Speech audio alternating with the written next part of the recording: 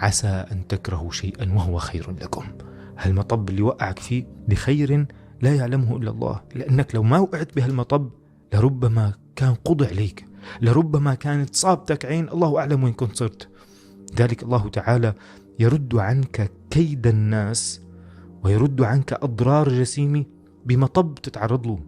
أما السفينة فكانت لمساكين يعملون في البحر، مساكين، وكلنا مساكين نعمل في بحر هذه الحياة، في بحر الظلمات، في بحر الآلام. أما السفينة فكانت لمساكين يعملون في البحر فأردت أن أعيبها. رب العالمين بيوقع ضرر لحظة فيك عشان تتعلم درس من الحياة، كيف ما تحكي للناس، كيف ما تظهر جانبك القوي، كيف تشتغل لله وليس مشان قول أنا الدكتور، أنا فلان، أنا وأنا. لا، هذا بيورثني الكبر. ولا يدخل الجنة من كان في قلبه مثقال ذرة من كبر.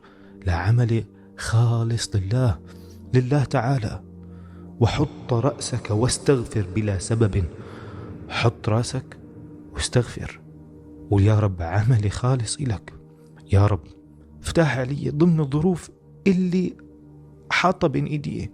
الله تعالى يقول لا يكلف الله نفسا إلا وسعها، وفي آية أخرى إلا ما آتاها. وحدة ضمن طاقتك، وحدة ضمن ما آتاك، ضمن اللي أعطاك. تقول شلون بدي أتزوج فلاني، كيف بدي أوصل له، كيف بدي. انت سعى أو انت سعيد ضمن ظروف الحلال.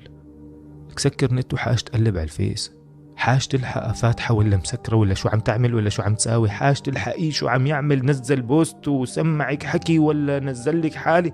ما هذا السعي، ما هذا السعي. السعي إنك تنزل تعافر من بكير للمسا مشان توصل له بالحلال، مشان توصل لدرجة عليا بالحلال، مشان رب العالمين يفتح عليك وتصير دكتور بالحلال.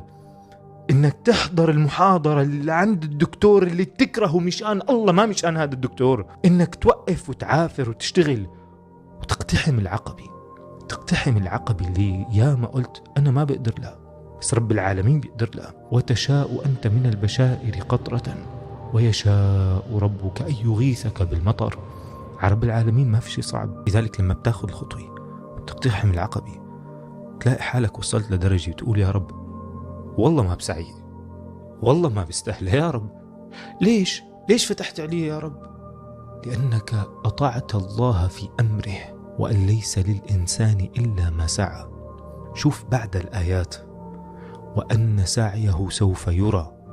من ضمن سعيك ما التعب اللي عم تتعبه مبكير المساء بس، لا، هل أنا بدي أكون أنا أمام الناس ولا بدي أرضي رب العالمين؟ يا رب عم أسعى واجتهد وعافر وعم أرجع للبيت عرق بعرق، ريحتي يعني أنا كرهانة فضلا عن أنه يكره هو الناس. يا رب هذا كله في سبيلك.